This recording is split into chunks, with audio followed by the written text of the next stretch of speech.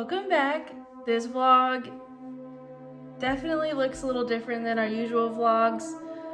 I want to just kind of give an insight and the truth as to why Martin and I don't have children yet. It's definitely a touchy subject and it's going to be a very hard video to make, but I'm willing to make this video if it helps anyone out there struggling with any sort of infertility. We've been trying to conceive probably consistently now for about 2 years. I'm going to try and keep this video short and not make it too drawn out for y'all. I'm trying to just do the short, simple version because I feel like our story is just so long, and it really started 5 years ago when I miscarried when Martin and I first started dating, and that was hard and tough, and it took so long to just be able to look forward and move on from that. So now we're here, and let's see, after that I've never had really any consistent periods, and there's just several things that have led to that. Since then, I would say in 2019 is when I really kind of that was like the breaking point for me to figure out what was going on with my body, because I had just been having such inconsistent periods, and the pain I was feeling was just horrible pain. Probably the most pain I had ever felt in my entire life. Like, it was horrible. Like, I needed to find something to stop this pain. I found a gynecologist here in my hometown, and she, after doing several tests and blood work, came to the conclusion that I had PCOS. If you don't know what that is, it's polycystic ovarian syndrome. And if you don't know what that is, that can typically be diagnosed numerous kinds of ways. The way she diagnosed it for me personally on my journey, my insulin is fine, and that's one of the causes or leading factors into deciding if you have PCOS or not, is if you're insulin resistant. I am not insulin resistant, thank the Lord. And thankfully, my kind of PCOS isn't a very severe kind, but it makes it very hard to conceive, which is a bummer. I do have very high testosterone levels and very low estrogen levels, so my hormones are completely just out of whack, which is part of the reason why I have irregular periods, which also makes it very hard to tell when I have my fertile window and when I am ovulating, so that I know and can plan so that we can have a baby. And it just makes it so much harder not knowing and having such irregular periods. I was prescribed metformin. I started metformin in 2021, early 2021. No, that's a lie. I started metformin right after Martin and I got married in 2021, after our wedding in June.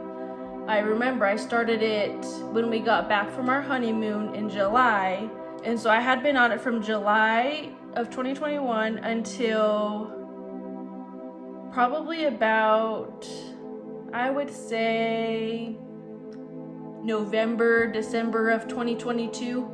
So here recently, I've made the choice to stop taking it because I have done some research, and I will pop up a little photo here of what I'm now taking. Literally does the same thing as metformin and so much more. It helps with your egg quality and just overall developmental of your eggs. And so I just started taking this, so I'm excited to see where this takes me. When I was on metformin for a year, I didn't even really notice a huge difference It did stop the pain for sure that I had, but that's about it. It didn't make my periods any more consistent. They were still pretty out of whack. And I'm actually gonna backtrack real quick. When I was on metformin, probably, I would say, shortly after I'd started it in July of 2021, I came across this company called Rocasa Organics, and they, oh my gosh, they have the best products ever, y'all. Like, they have the best products. They're organic, non-toxic. They don't have any of that bullshit in there. Like, they are so clean. They want you to get the most benefit from using their products. Their whole thing is clean, clean, clean. They don't have any of that fragrance BS in their stuff. And I started using their hormone kit, which has testosterone, progesterone, estrogen, and thyroid adrenal drops in a little kit.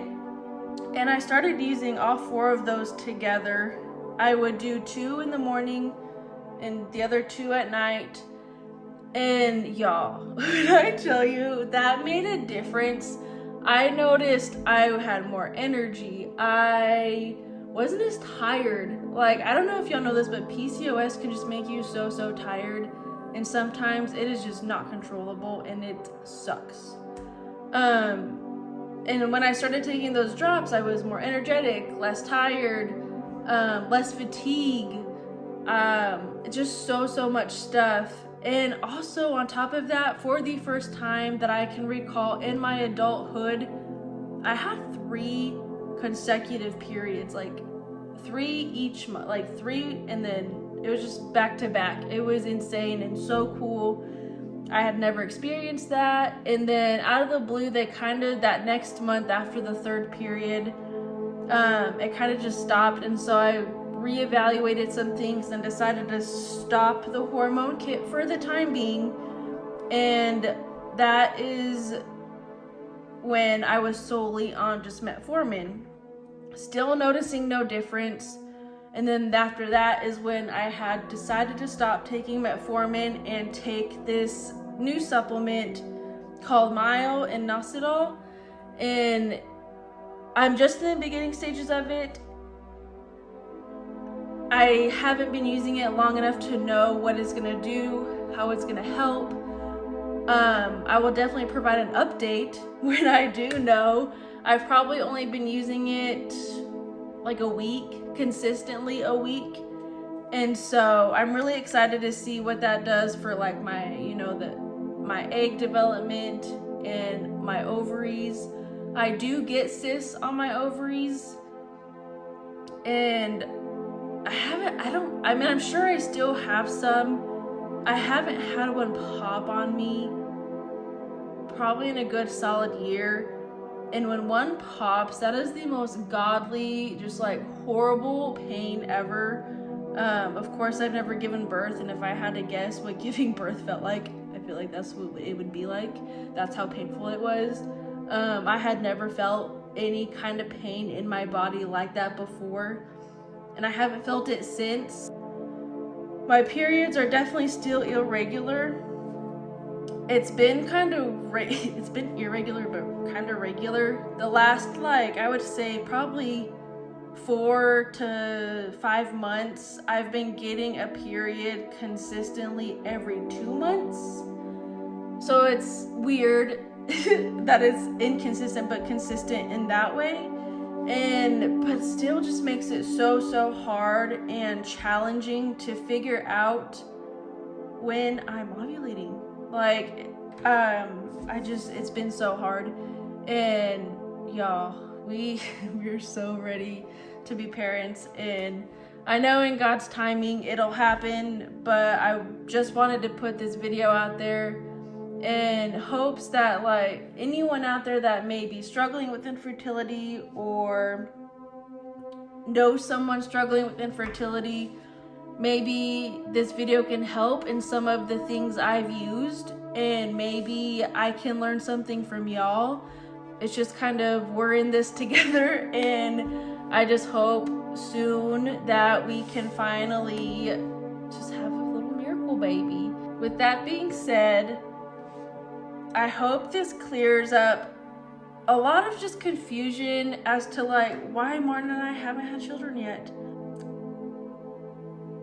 In the beginning, it used to sting a lot more than it does now. Of course, there are some triggers, definitely some triggering points and things that happen that really just upset me and make me wonder, like, why us? Sorry. Like, why do we have to go through this? Like, I would never wish this on anyone. Okay, sorry y'all. I did not mean to get emotional on this. Wasn't planning to get emotional, but it just hit those buttons and it happened. What I was saying is, it's just horrible. Like, I get so excited when I see my friends or family give pregnancy announcements. Like, I'm so excited because that gives me, like, I get to enjoy another niece or nephew, and that just fills my heart with joy so much. But it also hurts me so much because I have such a hard time doing something that is so easy for others. And sometimes it just stings. It really, really stings. And so I pray that anyone going through this gets answers and is able to find a way to make it happen. Because that's what everyone's dream is when they're children, is to have babies and to grow up and have your family. And here recently, like, I know so many people that have infertility problems, and it sucks. And so if I can at all be any sort of voice to any of those people out there, is to just do your research and really learn what you can do to better your lifestyle so that you have a chance to hopefully conceive a child one day. For me, a big thing for me is I have been slowly making things and changes in my household to have less toxic bullshit in my house and to have more natural, organic things that will hopefully change into where we can have children one day. I know everything happens for a reason and will happen in God's timing. I hope we don't have to wait forever. I hope we can have our moment of excitement and experience being parents and having a child. And so that's kind of where I'm at. I've given all my updates, and I hope the family members watching this understand what we're going through and why we don't have children yet. It definitely hasn't been an easy journey, but I know there's got to be light at the end of the tunnel, and I have faith that there's light at the end of the tunnel. And I'm just gonna keep pushing through even on the hard days, because the reward in the end is gonna be so much greater. So with all that being said, I think I'm gonna go ahead and end the video here. I hope this was an eye-opener, and just think, I want you to do something for me.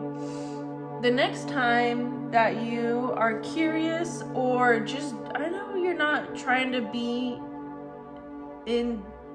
disingenuous or not caring, just overall curious, and just think and do this the next time that you want to ask this question to someone. And the question is, when are you gonna have kids? Or why haven't you had kids yet?